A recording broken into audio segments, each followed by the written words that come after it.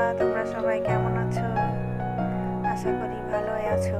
চলো তোমাদের সঙ্গে আজ আমাদের লাঞ্চ মেনুটা শেয়ার করে নিই।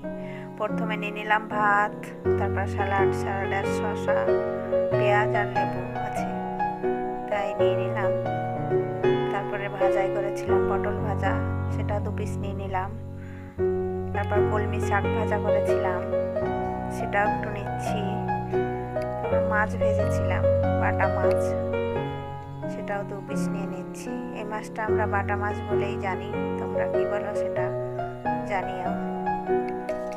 তারপর মুগ ডাল রান্না করেছিলাম, মাছের মাথা দিয়ে মুগ ডাল। মাছের মাথা থাকলেই আমি মুগ ডাল রান্না করি, সেটাই তোমাদের সঙ্গে শেয়ার করছি।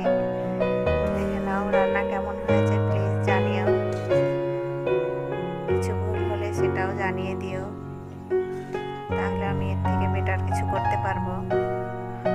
তারপর চিকেন কষা করেছিলাম, প্রায় আমি চিকেন কষাটাই করি, ঝোল রান্না করি না, পাতলা ঝোল।